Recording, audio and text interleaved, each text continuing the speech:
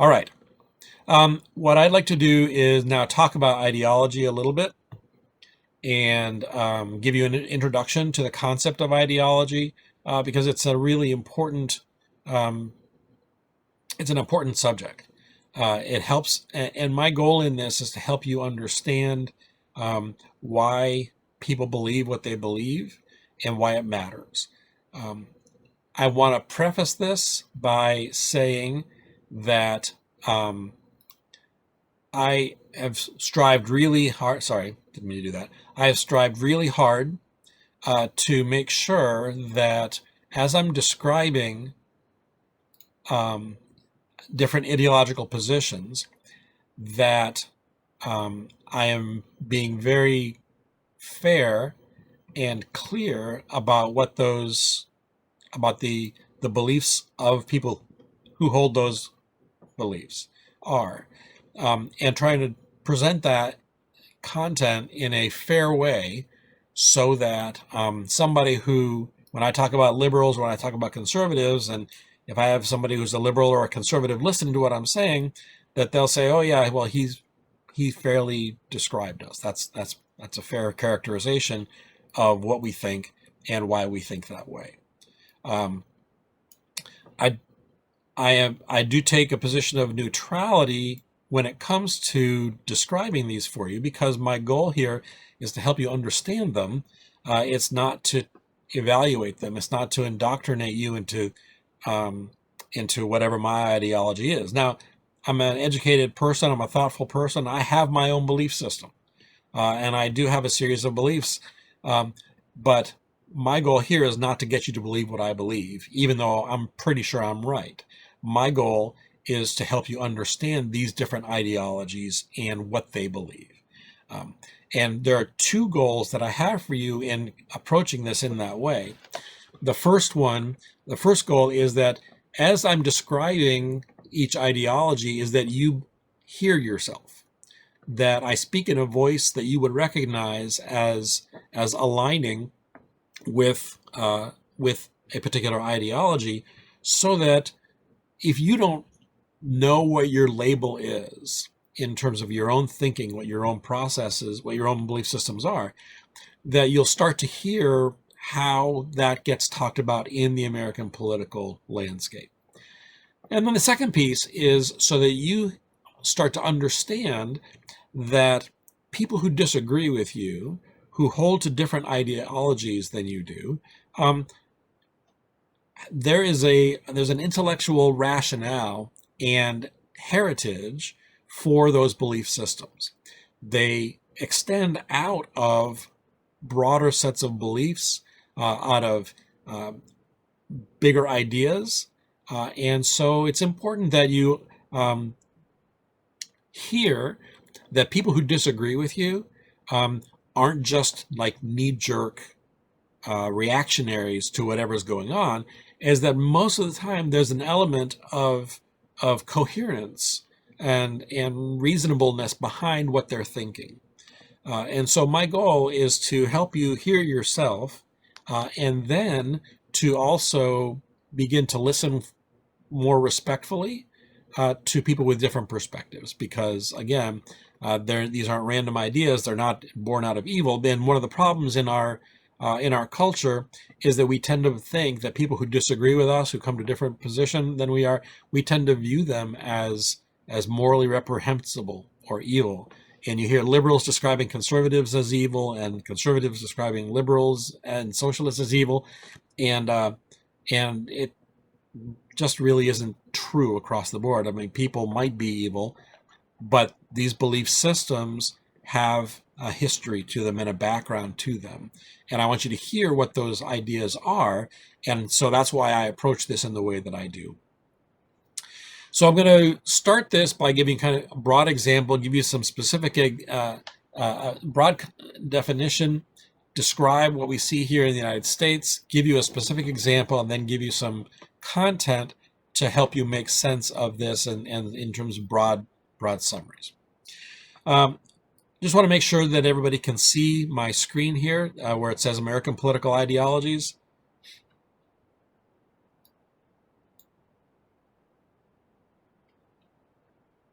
Okay, terrific. Thank you.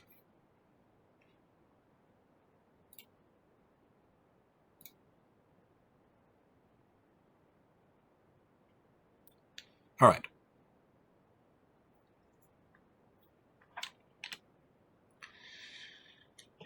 So first, just to give you a definition of what we're talking about with regard to political ideology. We're talking about an ideology being a set of fundamental beliefs or principles about politics and government. So this is different from just an opinion about an issue, right? So it's not like I favor abortion rights, or I favor LGBTQ rights, or I oppose segregation, or whatever it happens to be. So those are opinions. Opinions extend out of fundamental beliefs. So we have a core set of beliefs as people, and then the extent to which those core beliefs kind of gel together and make sense together creates an ideology. And then from those ideologies, from those beliefs, then we express opinions. So it's a set of guide fundamental principles that lead us then to make more or less consistent positions on other issues.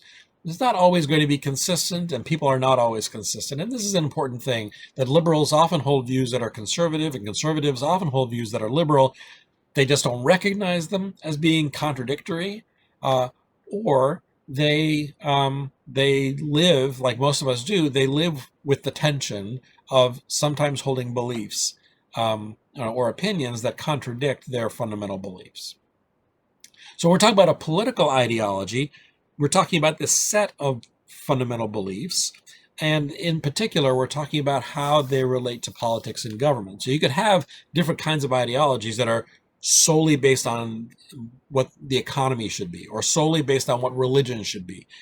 But in this case, we're talking about how politics and government operate. And in particular, there are three kind of really big questions that come into play in terms of ideologies. One is, what should the scope of civil government be in society? That is, how big should it be? How much should it be doing, and what should it be doing? Second big question is, what kinds of values should the government be pursuing and encouraging?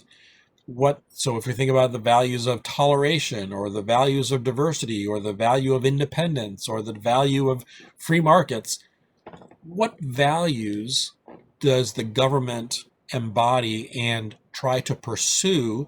And with that pursuit of some values comes the discouragement of other values. So we're talking about really important sets of things that are important to people and important to a society in terms of a political ideology.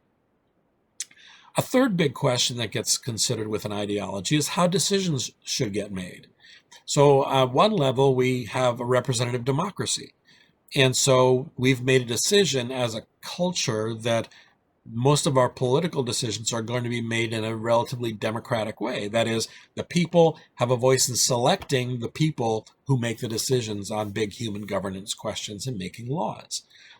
But other kinds of ideologies also come into play here. So, for example, some ideologies might say, well, what the people want is always what the government should do, no matter what. So what a majority of the people want, that's what the government does. So that's how you make the decision. If you're a political decision maker, you're in Congress, you're trying to figure out, well, what should I do with this bill?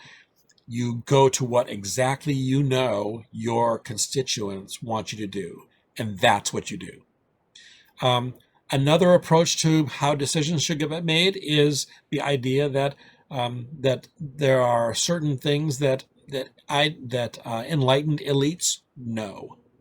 Enlightened elites are wiser and have more information, think more systematically in some ways about things. And so those are the people who should make decisions regardless of what the people want. So you have the people who want one thing, but don't know how ignorant they are. And then you have enlightened elites who know much more, who hold ideas about what ought to be done that contradict what the masses want. And so there are some ideologies that say, well, if the masses are ignorant and uninformed, then it's the responsibility of the elites to make decisions in spite of what the people want. So these are different ways that ideologies can direct the decision making for political leaders. A lot of this cycles back to questions that we hit in the first week, talking about the basic role of civil government, and how we answer these questions, the scope of government, what it should and shouldn't be doing, the values that are important for the government to pursue or discourage, how do they should be making decisions. Those cycle back to basic core human governance perspectives. Which institutions in society should govern which behaviors of which people or entities, and what tools can they use to do to enforce those behaviors or discourage those behaviors. So these are big, important questions that go to values and fundamental beliefs, not just transient opinions about particular political issues.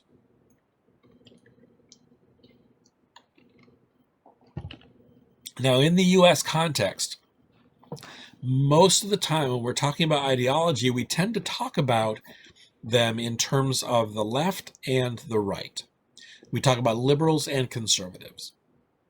So we refer to something that we'll talk about here in a minute called the ideological spectrum. And if you think about it as being an array of beliefs from left to right. And liberals occupy the left, and conservatives occupy the right. But that's really big and vague. Now, an important caveat about this is that if you've taken a philosophy class, you might be familiar with the idea of classical liberalism. This is a term that's used to describe a general belief that government should be limited and that representative democracy is the best form of government to have. The thing about this is that in America, liberals and conservatives both agree on this. They both refer to have a general belief in limited government. The government should not be doing everything and dictating everybody's behavior. And they both believe in representative democracy, that a system in which the people elect representatives to make the laws is the way to constitute your government. They both agree on that. So American conservatives and liberals, as we're going to talk about them, and as we talk about them more broadly, they are both in the category of classical liberals, the way that a philosophy class might talk about them. That said, liberals and conservatives in America differ in some really important ways. As we're talking about this, I'm going to use this spectrum, but it's important to realize that these terms, even though I'm going to give them relatively precise meanings here, oftentimes that they're pretty vague. So when somebody says that they're a liberal, that may or may not be particularly helpful at identifying what they actually believe on a particular issue. Or if they say that they're a conservative, it might be really difficult to pin them down on some specific issues because most of us have not really thought about these things very carefully or very systematically. Most people do not have a coherent ideology that determines all of their opinions. We hold some core beliefs, and then as situations arise, we tend to express opinions and have attitudes that are different from what our core beliefs might imply. So, for example, you might know of relatively conservative Christians who are relatively okay with same-sex marriage, for example. And it doesn't seem like those two beliefs, that one core belief system, would be consistent with that opinion about same-sex marriage. But people have these tensions all the time. You have people who maybe say, well, I really believe in freedom of speech, but then they want to shut up people who disagree with them or hold opinions that they don't like. So again, a core belief in free speech is something that's fundamental, but then people tend to find exceptions to those when it suits them. So don't expect a lot of consistency. I'm going to talk as if liberals are always consistent and conservatives are always consistent, and that these things always mean the same thing, but people in the real world tend to be inconsistent. But we're going to start off with these ideal types, and then you'll be able to start to see where inconsistencies happen. And also, in the American political context, our two major political parties tend to correspond broadly to the ideologies. And so Democrats tend to be liberals, and Republicans tend to be conservatives. But there are some Republicans who are liberal, and there are some Democrats that are conservative. So it's not a perfect one-to-one correspondence in terms of the relationship between political party and ideology. But very broadly speaking, the two political parties correspond to ideologies. So here's an image of the way that we often think about ideology in the United States as kind of constituting something like a number line, a continuum from one to another, from one extreme to another. On the left, we would use synonymous terms to mean this group of people who hold liberal beliefs or progressive beliefs. And it just depends on kind of what term gets used, depends on who's doing the talking and what they're trying to do with their conversation. Some people who are liberals don't like the term liberal, and so they call themselves progressive. And so some people who are not progressives don't like the views of the people on the left, and so they'll call them liberals, as if liberal is a dirty word. So these are broad general terms. To the right, you have people who are conservatives, and we say that they're on the right side of the political spectrum. And then people who are in the middle, who are not terribly consistent, they tend to be called moderates, or people who are in the middle of the road. So Anthony asks, are independents considered to be centrists? Not always. There are, because independent in the U.S. system has to do with a political party label, which is different from an ideology. So you can have somebody like me, I'm an independent, but I might hold an ideology that is not in between them, that could fall anywhere on this ideological spectrum. Somebody who is a conservative might be really unhappy with the Republican Party, and so they would consider themselves to be an independent, even though they're very conservative. So the big distinction we're going to make here is that we're talking in general about ideology that's different from the way that people connect to the two political parties. Now we have different subgroups of ideologies that fall along this spectrum, and your textbook talks about some of these. So it's useful to kind of bring up this label along with the chapter on public opinion and ideology. I am talking about this again in the U.S. context. If this was a class that was more global in nature and was talking about ideologies across a wide range of countries, then this would be slightly different, because it would be a much broader, a much longer spectrum of beliefs. In the U.S., we're different, but we also have some common beliefs that constrain our differences. Now, on the far left of ideologies in the U.S. experiences are communists. And communism is a specific ideology. It actually has not been terribly influential in the United States. There have not been that many people who are communists, but there are some, but there are not that many, because a core tenet of communism is the illegitimacy of democracy. Right? So you can't be a communist and believe in democracy. And so people who are communists don't really operate within the democratic system. And so as a result, they've had actually pretty limited influence as a group in the U.S. experience. But a opposition to communism has been quite powerful force, especially in the 20th century. Well, because it's really only existed in the 20th century.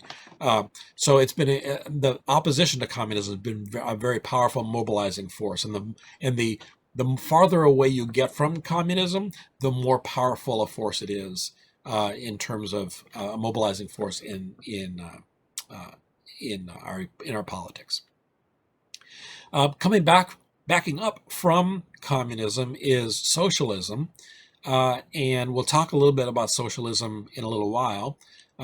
Socialism is where you have a lot of government involvement in regulating the economy and managing the economy, planning out what the economy is going to look like, how things are going to be prioritized within the economy. Socialists say that it is a priority for the government to be making these kinds of key economic decisions for the whole economy, for the whole nation. Democratic socialism backs off from that a little bit, and again, we're going to see these in more detail in a little bit. Democratic socialism tends to be have a focus of more government planning, but also tends to use the democratic system explicitly, whereas socialists don't require democracy. Democrats do require a democracy.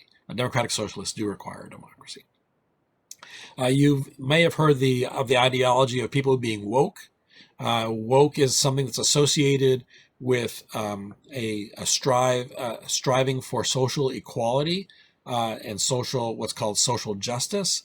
And so it's a term that sometimes gets used in a positive way and sometimes gets used in a mocking, negative way. But usually people who describe themselves as woke find themselves on the left side of the political spectrum because they tend to be trying to undo real and perceived injustices all over the place. If we go over to the far right, over to conservatives, the only real group that historically has been kind of a distinct niche on the conservative side are libertarians. And they aren't really even consistently conservative.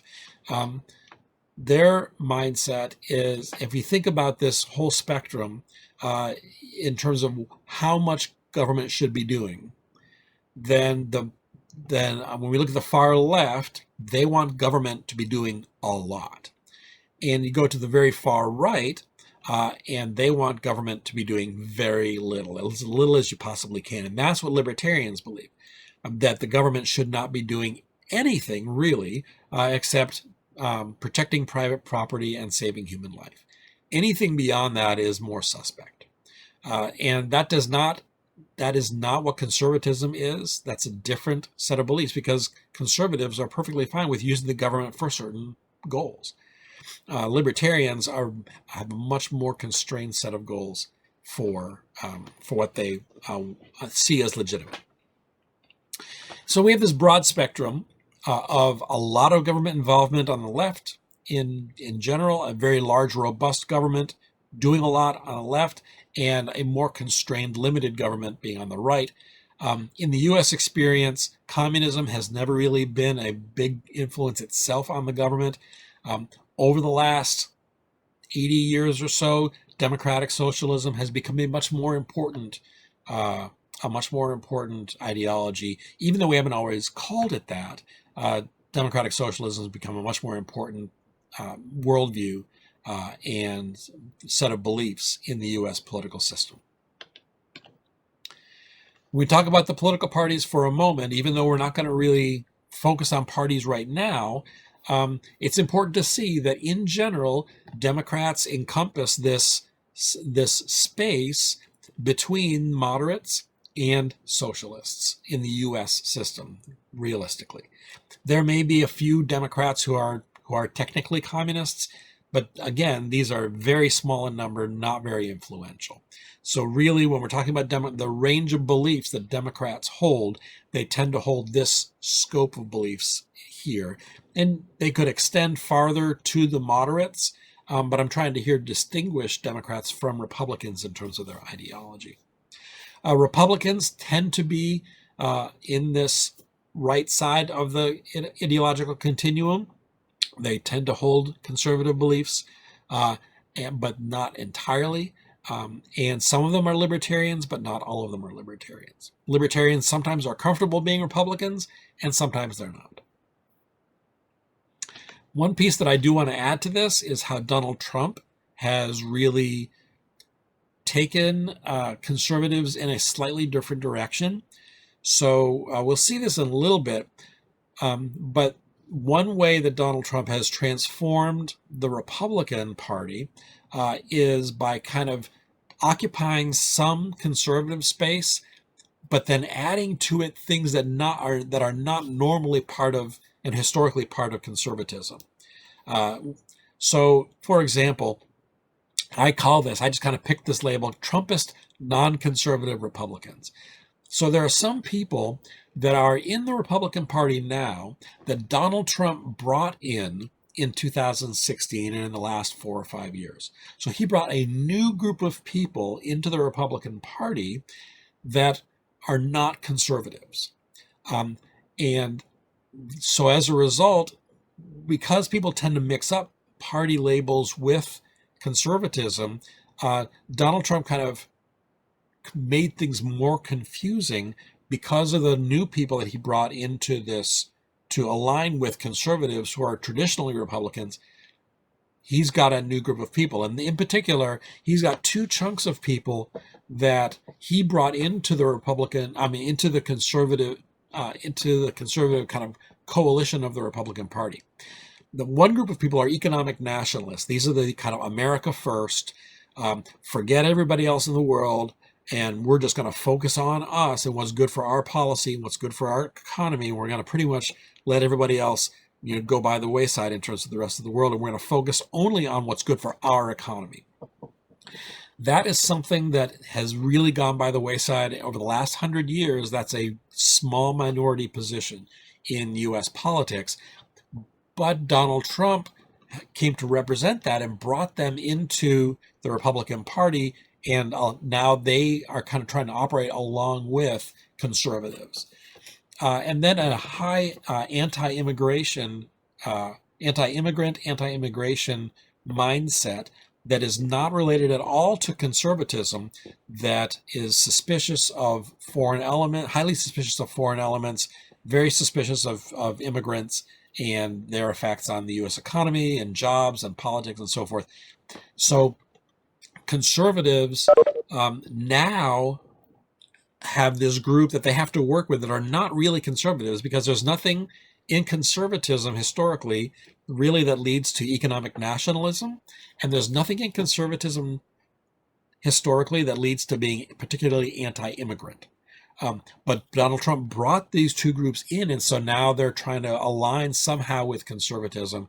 And so it's made it more murky about what conservatism actually stands for and what it actually means. And if you read conservatives, like old school conservatives, they are really perplexed about what to do with. They were perplexed about what to do with Donald Trump, and they're perplexed about what to do with this group of people who are now lumped in with conservatives, even though they don't hold conservative ideas. Okay, so that's a really broad introduction. In general, this spectrum is aligned along the idea of how much should the government be planning and doing in society. And in general, on the left, they want more government in general doing more in the economy and in society than conservatives do. In general, conservatives want less government planning of the economy, management of the economy, and doing, in general, less in society. It doesn't mean they don't want the government doing anything. It's just, in general, this is the case. So what I'd like to do is give you a specific example of government medical insurance, the role of government in providing health insurance, to illustrate the range of ideas and how government operates and how ideology is distinct from across the ideological spectrum. So Anthony asks, is being anti-immigrant racist? I don't say anti-immigrant racist. It can be. So if, for example, you are only interested, and a person who's opposed to immigration is really only opposed to people who are coming from Africa or Latin America or Asia, it's possible, but are perfectly fine with immigrants from Europe. It's possible that there's a racial component in it that is not about an economic thing. But I don't necessarily say that being anti-immigrant is inherently racist. It can be overlapping, though, for sure. One way that an example of how it's not is that my grandfather was an illegal immigrant. He came to the United States illegally in the 1920s because there were these very strict limitations on how many people could come to the United States from the Netherlands, from Holland. And so he applied for citizenship, applied for however they did visas back then, and was denied. And so he came here illegally anyway. So at one level, you can say that, well, that's anti-immigrant, is to have that viewpoint that you can only have so many people come in from other countries. But it wasn't racist, because they were having these kind of limitations on everybody, not just on people from the Netherlands. And the fact that they have these limitations on people from the Netherlands suggests that it was a racially motivated. So being anti-immigrant does not have to be racist, but it can be. Charlotte suggests that xenophobia is a way of being anti-immigration. I would include xenophobia in immigration, but these are kind of two separate things. So immigration has to do with people coming to your country from another country, whereas xenophobia has to do with the kind of the relationship between your country and other countries in terms of your willingness to accept ideas or to embrace people from other countries. Sorry, that's my phone. That's not the xenophobia can include immigration attitudes, but it could also include cultural attitudes or communication or literature, those kind of movies, those kinds of things that you're willing to tolerate. I think they're related for sure, but it's not only that.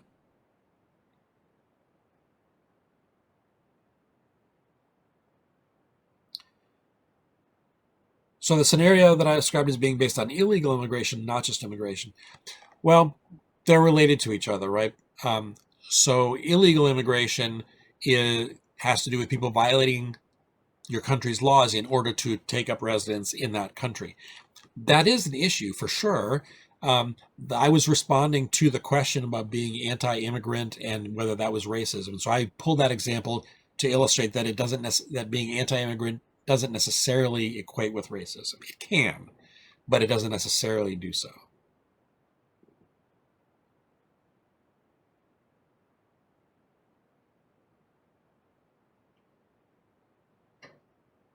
Sure.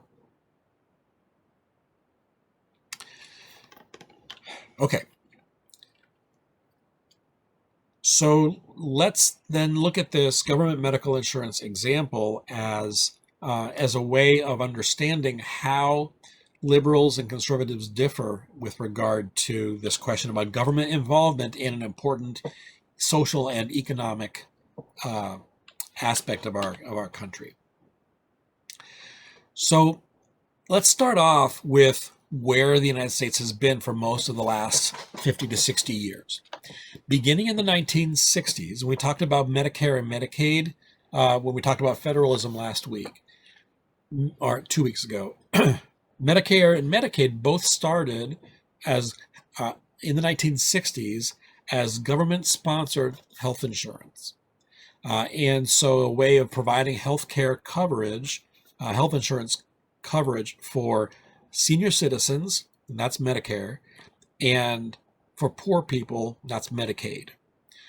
Since the 1960s, the way our system has worked is that some people have their health insurance provided privately that is either by themselves, they buy their own health insurance, or through their employer. So I work for Western Michigan University. They provide me access to health insurance. That's considered to be private health insurance. And there's public health insurance, which is the insurance that's provided by the government for retirees, Medicare, and for poor people, that's Medicaid. So we've got this mixture in our system of private and public health insurance as a way of providing health care and paying for health care for the public. The question tends to revolve about government involvement in this tends to revolve around who is going to pay for healthcare coverage, and so and for whose healthcare will the government pay. So when we use this phrase, as you can see here, it says taxpayer funding and means-tested eligibility. So the healthcare coverage that goes for senior citizens and for poor people for most of the last 60 years has been funded through taxes. So we pay taxes, that goes into a fund, and that fund then is used to pay for health insurance coverage. Means-tested programs are programs that for which for somebody to be eligible to have the government pay for their insurance or to be for a government insurance program, their means, that is their wealth and income, has to be evaluated. So means tested communicates that you have to have a certain level of income in order to qualify for this program. So let's say, for example, that the threshold the government wants to set is having an income, a family income of $25,000. So people who make less than $25,000, they don't have the means to provide their own health insurance, and so they are eligible for government health insurance. Whereas people who make more than $25,000, they are considered to have the means to do so, so they don't qualify. Now that's a really simplified example, but it's the kind of thing that we're talking about. Is means tested, has to do with whether or not your income and your wealth hits a threshold for qualifying for these government programs to help with pay for healthcare. So since the 1960s in our country, we've had this mixture of sometimes more and sometimes less government payment and government enrollment of healthcare. Now, when we think about what Obamacare did, what the Affordable Care Act did beginning in 2010, is that this had more of a mix of the government involvement. So they added a third category of health insurance that's sponsored by the government. So prior to Obamacare, we had Medicaid, which was health insurance for poor people. And we had Medicare, which is health insurance for senior citizens. And what the Affordable Care Act did was it said there's a group of people who don't have private insurance and who don't qualify for these two other programs.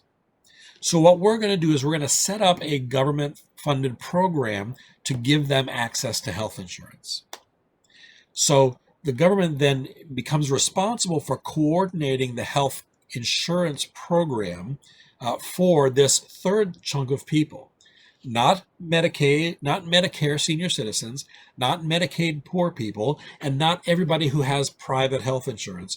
This chunk of people who don't have health insurance, they fall under the Affordable Care Act, federal government exchanges. So this has more government involvement in the health insurance system for a bigger chunk of people than we had seen previous to that. So that's why I have Obamacare sitting here kind of, if we think about this continuum as how much government involvement is there going to be in X? We're talking about healthcare. Obamacare moved the mix of federal government involvement more toward the more government involvement than it had been. So you've got this really broad range of here of space where there's a mix of public and private health insurance coverage. And what Obamacare did was it moved the scales a bit farther to get more people covered by having more federal government involvement in health insurance provision than was the case prior to the Affordable Care Act. So that's kind of where we've been sitting. Now, those are not the only options. So, for example, libertarians would say it is entirely outside the legitimate scope of government, of good government, to do any of this. It's not the government's job to provide your health insurance. It's the government's job to protect human life and to protect private property. That's what governments are supposed to do. All this other stuff about the government providing health care coverage to people and making it easier for them to get health, that is your own responsibility. It's not the government's responsibility to do that. There's nothing in the Constitution that gives them the authority to do that. Therefore, it is illegitimate. All health insurance should be entirely private, no government involvement. That's not the opinion of most people, but pure libertarians, that's where they fit on this scale of how much government involvement for health insurance? Yeah, none. On the far side, on the other side of the spectrum, you have Democratic Socialists like Bernie Sanders who say it is entirely the government's responsibility to be taking care of making sure that everybody has access to health care. From the cradle, from the time you're born, to the grave, to when you die, everybody should have entirely government-funded health insurance coverage. So in the 2020 campaign, when he was running for president, the way that Bernie Sanders characterizes as Medicare for all. So Medicare is the government insurance program for senior citizens. He's saying that's the way it ought to be for everybody, right? So everybody falls under the government health insurance program. This is sometimes called a single payer system, with that single payer being a government health insurance entity. In this space,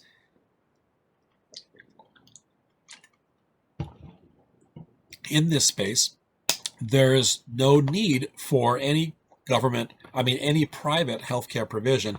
Everybody's funded by the government. So when you compare Democratic Socialists like Bernie Sanders with hardcore libertarians, you can see that there's quite different approaches to the role of government in this particular area.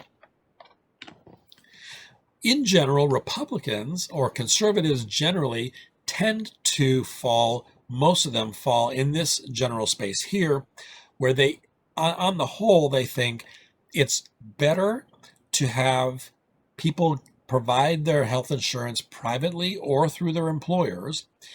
But when you have people who are unemployed, people who are poor, and maybe some senior citizens, especially poor senior citizens, it's okay to have some taxpayer funding of health insurance for those people. But conservatives generally say the most preferred thing is for people to take care of it on their own. When people literally cannot take care of their health insurance on their own, then is an appropriate role for the government to step in to cover those for people who are the most needy. And then most Democrats fall somewhere between Obamacare and Bernie Sanders. So they have a belief in robust taxpayer funding. It's a core responsibility of national governments to make sure that everybody has the healthcare coverage they need or want. You can have some private insurance, but really the federal government really ought to be doing more of this. And so, for example, in the 2020 elections, 2020 contest between the Democrats running for president, this is what Joe Biden said he wanted. He wanted more taxpayer funding of health insurance than we currently have, but he wanted people to be able to have private insurance if they wanted to keep it. And so his plan was Medicare for all who want Medicare. If you want government health insurance, let's make it available. If you don't want it and you're fine with your private insurance, you don't have to have it. That's where Joe Biden was. So you can see that kind of within the Democratic circle, within the Democratic Party on the liberal side of the spectrum, you have different opinions about the scale of government involvement. Questions?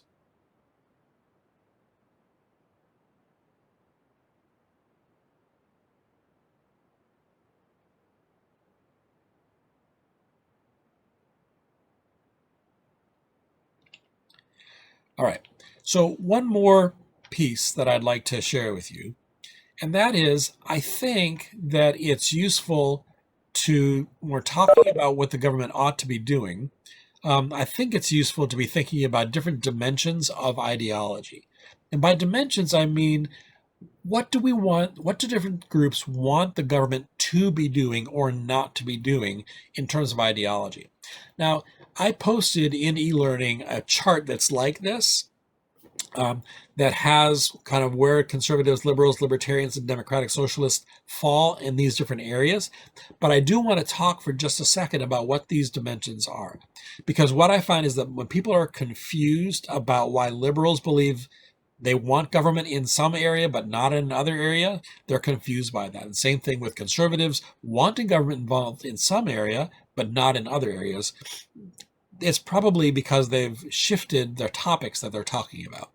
So in this case, when I talk about a government's dimension of ideology, this has to do with the scope and level of activity that is the responsibility of the civil government in dealing with particular issues. So first, when we start with the economy, the governance dimension has to do with the extent to which the government should be doing, planning, or intervening in the economy in any way, or in specific businesses' practices, the way business gets run. The more government you want, the more liberal you are. The less government you want, the more libertarian you are, right? And so in general, this has to do with different answers to the questions about wanting the government involved in the economy. The second area is the social safety net. To what extent should the government be providing economic and social support for the population, especially the needy? How much should the government be doing? How much aid should it be providing? This whole debate, for example, about how much money we should be getting for coronavirus support is a question about the social safety net, the extent to which the government should be having a rescue plan and sending financial stimulus, financial funds to individuals. That's a social safety net question. Social safety net can include health insurance, but it can also include things like public education. It can include unemployment insurance. It can include food stamps, bridge cards, things like that. A third dimension has to do with the extent to which government should be regulating personal moral choices. Should the government establish rules for personal behavior, especially as it relates to sexuality, drug use, and so forth? Or should the government not be doing any of that, or something in between? So that's a different set of tasks for the government to be doing, and ideologies differ on these. And then finally, in terms of foreign policy, there are different kinds of tools and strategies available to governments for interacting with other nations in the international arena. And so questions of ideology relate to, in terms of foreign policy, you have different ideologies that have different answers to these questions. I'm going to quickly reveal all this to you, but then I'm going to point you to the chart that I posted in e-learning. So in general, when it comes to what the government should be doing in regard to the economy, conservatives think the government shouldn't be doing too much. Liberals think the government should be doing more than conservatives think.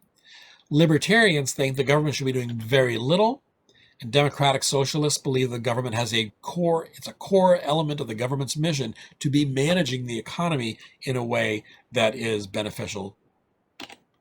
In terms of the social safety net, how much should the government be doing?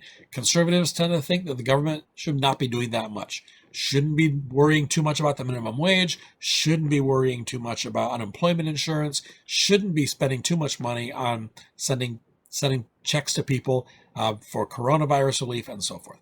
Liberals believe the government should be doing more of those things. advocating for a higher minimum wage, advocating for more unemployment insurance, advocating for bigger checks for coronavirus relief. Libertarians are saying, not the government's job. They shouldn't be doing very much of that at all. Democratic Socialists say it's core to what the government ought to be doing is making sure that everybody is provided for in every possible way where there's no need.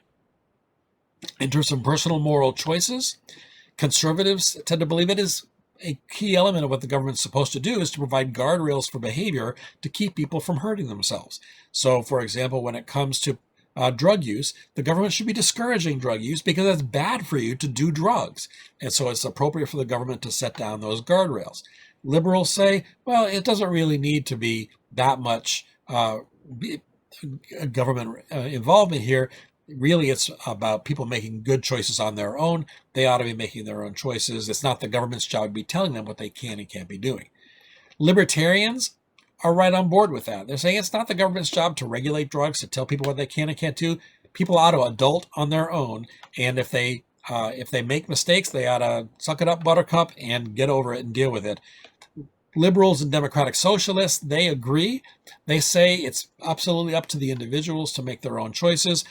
The difference is the liberals and socialists believe that if you make bad choices, it's the government's responsibility to rescue you from your bad choices. Libertarians say if you make mistakes and it messes up your life, make better choices. And then in terms of foreign policy, this is a really different kind of thing. With terms of foreign policy, conservatives tend to be what are called hawks. That is, they tend to be willing to use U.S. military force to get what the United States wants done. And they tend to be unilateralists. They say the Americans really ought to be willing to go it alone, do what we want to do, what we think is right in the international arena, and not really wait for everybody else to come alongside. Liberals tend to be called doves. They tend to prefer diplomatic solutions well before military solutions, and they take a multilateral approach. That is, they want a lot of countries to partner together. They love international institutions like the United Nations to have a consensus about what the whole community is going to do, and then do what everybody agrees on. Libertarians take what's called a non-interventionist approach. That is, they say that libertarians believe that it's not the U.S. responsibility to get involved in conflicts in other countries, in other worlds, humanitarian crises. That's really too bad for them. Private entities ought to take up for them, but it's not our government's responsibility to solve humanitarian problems somewhere else in the world. Just not our problem. Democratic Socialists are internationalists. They define everything in terms of international conflict. And so they see anything that happens in a conflict in one country or in a humanitarian crisis in one country, they think that everybody ought to be combining their forces to take care of that because there's a broader set of conflicts that are going on derived out of socialism between the haves and the have-nots. And so they tend to put a lot less emphasis on national borders and much more emphasis on class conflicts across borders. So you can see that there are lots of different ways in which these groups differ and in which they think the government ought to have roles. And sometimes these seem contradictory.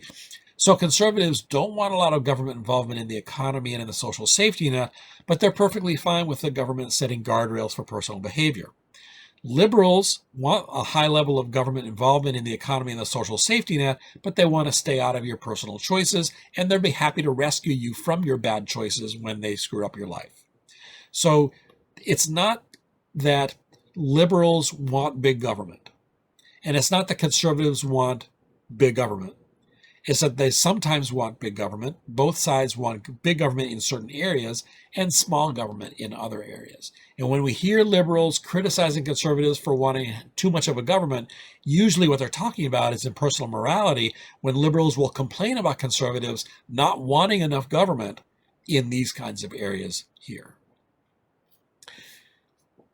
So that's kind of a big, broad 40-minute introduction to how ideology operates in the U.S. system.